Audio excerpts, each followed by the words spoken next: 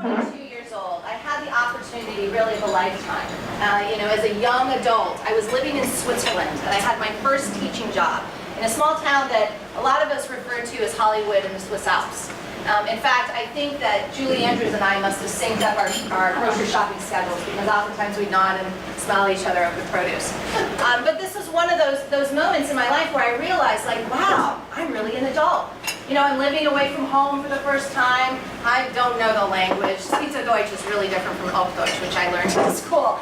And it was really an exciting time. It also actually ended up becoming one of the most harrowing times of my life. The job that I got wasn't a private boarding school. It was actually a front for a money laundering business. And I found myself in a situation of life and death, literally. And what was interesting is something that's brought me into my work today is that at the moment when I realized I was far from home, I had no friends, no family, nobody I could actually turn to and say, help, that I was left to my own devices, my own value, my own gut instincts, my own wits. That's what I had. And thankfully, I'm here today, so I was successful. Personal value. This is something that we oftentimes don't think about. We oftentimes don't pay any credence to, but to take any time to actually define for ourselves. For me, as Jeff said, I help people define and align their personal value. What does that mean? Well, personal value is kind of twofold. It's the innate gifts, let's say, that we come into this world with, but it's also the skill sets that we develop through the experiential, experiences that we have. It is also what both Lee and Jeff spoke to in their infomercials. It's about that emotional connection. I met a man about 3 years ago who sat down with me and he says, I'm 65 years old, I've been around the world, I've done so much training and learning about how to grow my personal self. And he says, I can tell you one thing for sure. He says, all the gurus have a different strategy and a different take on life. He says, but the one thing I found, I know for sure, is the only way human beings truly connect is through the heart. We think we connect through the mind. We think this cerebral, ability to form language and communicate through language is how we connect, but we don't. We actually connect through our hearts. So to me, value is that twofold. It's those skill sets and those gifts aligned with our ability to connect with one another confidently, comfortably, and knowing what that is. But you know what? If we don't know who we are, that's really hard. So in my work, I actually work, as I said earlier, I work mostly with men. That came about in a kind of haphazard way. When I was growing up as a kid, all my buddies were boys, mostly because all the people in my neighborhood who were my age were boys. But as I got older, I found I worked at an all-boys school when I was a teacher. And most recently, I've been working with inmates as a volunteer at Butner Federal Prison. And that experience has changed my life.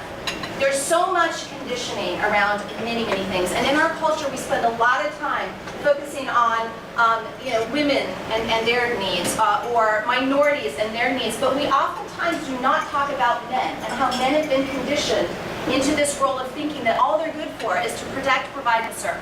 Like the military. That's why they're good in the military, right? But we have so much more. When I look into the faces and the lives of these men in prison, and I ask them questions about themselves that they've never been asked, that they didn't even think were important, I start to see that we're all humans, right? Men, women, it doesn't matter. But I really have a passion, if you can't tell, for letting people understand, not only the men themselves, but the condition, we've been conditioned as women. When men show up to show their vulnerability as women, that can make us very uncomfortable because we're not used to that, right? So there's this tit-tat thing going on that we all need to put out on the table and look at, because it's actually ruining our ability to form these intimate relationships, whether it's intimate relationships in business or at home. We can't truly open our hearts and feel comfortable doing so if we don't start looking at some of these things. So as I said, I work mostly with men. I work in the corporate field. I want to bring this work into corporate America. Do you know how many stories? I just heard one the other day when Judy and I were meeting with Eric Henry. And he said the owner, CEO of IBM, actually started a cafe just right down the road. He got tired of the rat race, and he quit it. I don't want people to feel they have to do that in order to have the type of life fulfillment that they want. That they can actually stay in that arena if that's where their skill sets are, if that's where their passion is, that they don't have to run away from that because they're feeling a void in their life. Right? So that's why I work mostly with corporate leaders, people who are business owners, but they want to bring their true value forward. They want to be value-led. So let me just break down a couple of different things. When I look at what I do, mindset strategist, basically what that is it's creating a congruent mindset.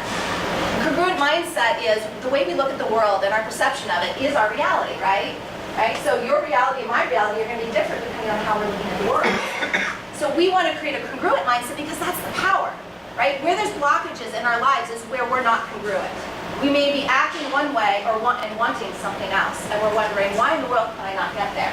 So building that strategy, when I sit down with business owners or business leaders, I ask them, where are you stuck, right? Not from a place of crisis, right? Because I don't really like working with crisis orientation. That's not my forte. I like to work with people who say, there's a slippery slope and I don't want to go down it, but I realize that if I don't start changing the way I'm looking at things and strategizing, I will go down that slippery slope. And I come in and say, okay, how do we need to look at this? How do we need to have you focus your perception of things so that we can get that outcome that you're looking for? I like to use the analogy with the congruent mindset pieces, and excuse my language here, but if you feel like crap, you're going to eat crap. So when I was first health coaching, a lot of people say, I can't stop eating poorly.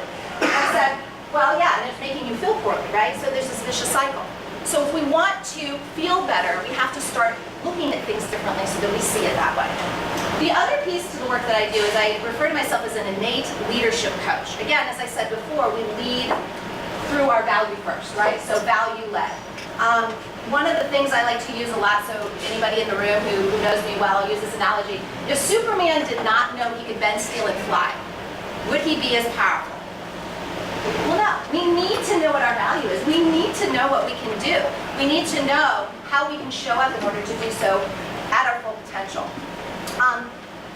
I have a client story. So I had a client who I started working with about 6 months ago. He's a CEO in Boston, and he contacted me because he said, I've been positioned to actually bring our business to the $3 million mark in 3 years. So pretty hefty goal, right? Short period of time. And he said, what I realized is that the success that I have amounted so far, the success model that I follow, is not the one that I can continue with. I'm bleeding out. If I try to apply this model to this new goal, says it's not going to be good. My relationships at home are failing. I don't see my daughter enough, and my health in my mid-40s is deteriorating at a rate I am not comfortable with. He says, but I don't know how to do it any differently. That is my ideal client. So people who want to grow, people who are in leadership roles, people who really are movers and shakers, but may be doing that uphill battle of pushing that boulder uphill, and it's really taking its toll. Now, we've done it that way, we can do it that way, but I'm here to say we don't have to. It can be easier when we align with our own value. So define and align. Top skill sets I have, listening. Okay, so the first thing is where do we actually find in a given day a place where somebody can just let us process our stuff? It doesn't happen very often. Sometimes I've had people do it to me when I'm in line for coffee. I don't know what it is. People come up and just start talking to me about their stuff. I'm like, oh, okay, nice to meet you. I'm Tracy. Because we're so in need. I mean, I'm not saying that in a judgmental way. I'm just saying we are so scattered with an nth degree of our lives, we don't even have time to think, much less process who we are and where we're going and how we want to show up. Language patterning. I listen to people's language patterns. And that's how you talk about yourself, how you tell your story, and how you explain how you're thinking tells me a lot about where you are. And I can see a lot of where maybe those parts, those blockages are by just listening to your language patterns. Guide and support. I'm not a fixer. I'm not going to do it for you.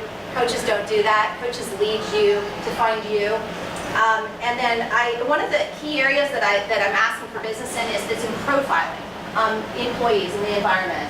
So basically, whether it's new hires or it's current employees, I can gain information about employees in a way that's different than the person who's hiring.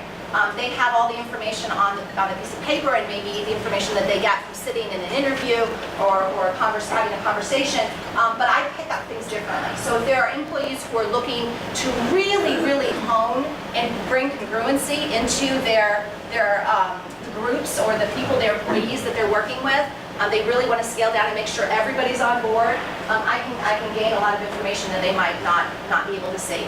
And so because I like to lead with value, I also like to end with value. I wanted to give all of you one of my probably core tools that I use. And I call it the The what, the how, and the where. Okay, you've never heard that before, right? So what, how, and where? What is your value? We spend a lot of time, my clients and I, trying to hone what that value is that they bring to the table, the unique piece that they have to give the world with. So determining what your value is incredibly important. Once you determine that, you need to know how you want to put it out there, right? We don't really think about that. If someone's going to get snarky with me, do I want to be snarky back? Not necessarily. And if we're not thinking about that, we tend to be just reactionary.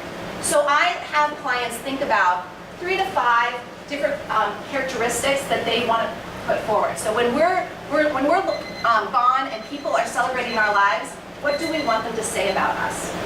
What do we want them to say our legacy was? That's the how. How we show up is that piece that people will be talking about when we're gone. And finally, the where. Location, location, location. This is our environment.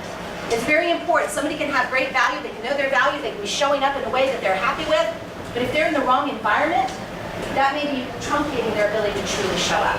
So just remember what, how, and where.